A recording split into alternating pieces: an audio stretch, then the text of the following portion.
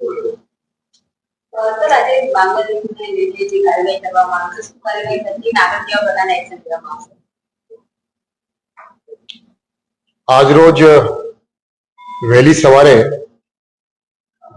એક mega search operation નું આયોજન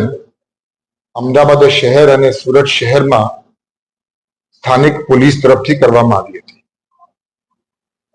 અને આ સર્ચ ઓપરેશન ખાસ કરીને અમદાવાદ શહેર અને સુરત શહેરમાં જે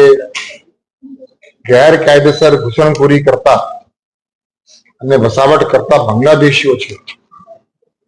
એ લોકોની વિરુદ્ધમાં કડક કાયદેસરની કાર્યવાહી થાય તે હેતુથી આ સર્ચ ઓપરેશનનું આયોજન કરવામાં આવ્યું હતું અને આ સર્ચ ઓપરેશનમાં અમદાવાદ શહેર પોલીસના અને સુરત શહેર પોલીસના તમામ ઉચ્ચ પોલીસ અધિકારીઓએ આખી રાત આખું આયોજન કરવામાં બ્રેનસ્ટોર્મિંગ કર્યું અને સંપૂર્ણ વ્યવસ્થાઓમાં કોઈ પણ ભૂલ ન થાય એ અંગે તમામ બાબતોની કાળજી લેવામાં આવી અને એના કારણે આપણને ખૂબ સક્સેસફુલ ઓપરેશન રહ્યું છે એમ ચોક્કસ માની શકાય. આજે સવારે અમદાવાદ શહેરમાં જે મેગા ઓપરેશન કરવામાં આવી ગેરકાયદેસર બાંગ્લાદેશી નાગરિકોની વિરુદ્ધમાં, એમાં અમદાવાદ શહેરમાં કુલ 890 જેવા બાંગ્લાદેશીઓને ડિટેન કરવામાં આવી છે,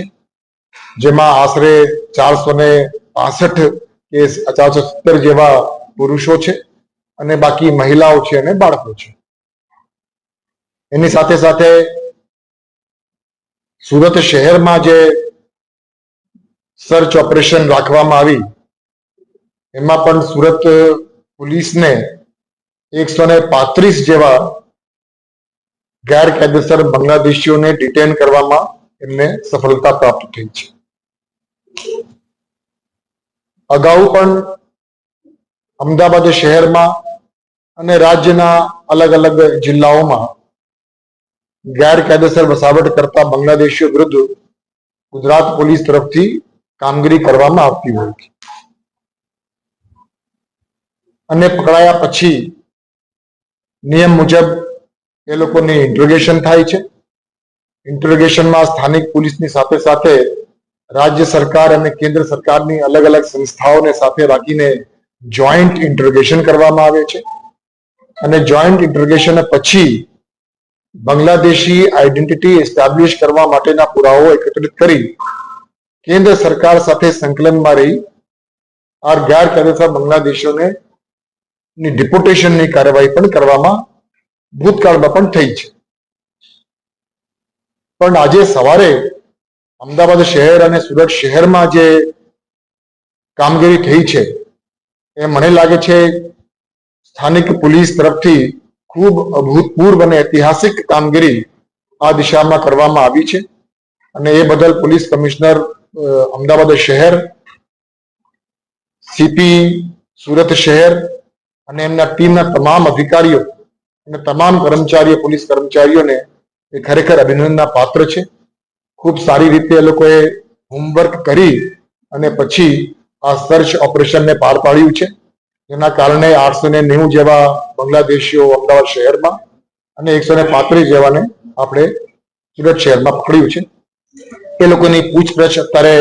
ચાલુ છે. કેન્દ્રીય બળના જે સંસ્થાઓ છે એ લોકોને સાથે રાખીને આપણે હજી પણ વધારે પૂછપરછ કરવામાં આવશે અને એ લોકોની ડિપોર્ટેશન અંગેની કામગીરી પણ ટૂંક સમયમાં કરવામાં આવનાર છે. આજે અમદાવાદ શહેર અને સુરત શહેરમાં જે કામગીરી થઈ છે એ પ્રકારની કામગીરી સમગ્ર રાજ્યમાં થાય. ગુજરાત રાજ્યના દરેક જિલ્લામાં આ પ્રકારની અસરકારક અને પરિણામલક્ષી કામગીરી થાય અને ગેરકાયદેસર વસાવટ કરતા બાંગ્લાદેશી નાગરિકોને શોધી કાઢવા અને એ લોકોની વિરુદ્ધમાં નિયમ મુજબની કાર્યવાહી કડક રીતે થાય એના માટે સૂચના આપવા હેતુ અત્યારે એક વિડીયો કોન્ફરન્સના માધ્યમથી દરેકને સૂચના આપવામાં આવી હતી. આ આખી જે વ્યવસ્થાઓ છે એ વ્યવસ્થાઓમાં ગુજરાત પોલીસના તમામ અધિકારીઓ, તમામ કર્મચારીઓ, દરેક પોલીસ સ્ટેશનના SHO એમાં જોડાય અને નિકટ ભવિષ્યમાં આવતા દિવસોમાં અલગ અલગ એકમોમાં પણ આ પ્રકારની કામગીરી થાય તે બાબતે એક વિડીયો કોન્ફરન્સ રાખવામાં આવી હતી અને એ વિડીયો કોન્ફરન્સમાં ગુજરાત રાજ્યના માનનીય ગૃહમંત્રી શ્રી પણ ઉપસ્થિત રહ્યા હતા અને એમની સાથે સાથે તમામ વરિષ્ઠ પોલીસ અધિકારીઓ, તમામ police commissioner, range head, police અધિક્ષક, law and order, CID crime, ATS એ તમામને એ વિડીયો કોન્ફરન્સના માધ્યમથી આગળની જે ભવિષ્યની જે રણનીતિ છે એ રણનીતિ અંગે ચર્ચાઓ કરવામાં આવી અને દરેક જિલ્લામાં આ પ્રકારની કામગીરી હવે ટૂંક સમયમાં હાથ ધરવામાં આવનાર છે અને ગુજરાત પોલીસ આજે બાંગ્લાદેશીની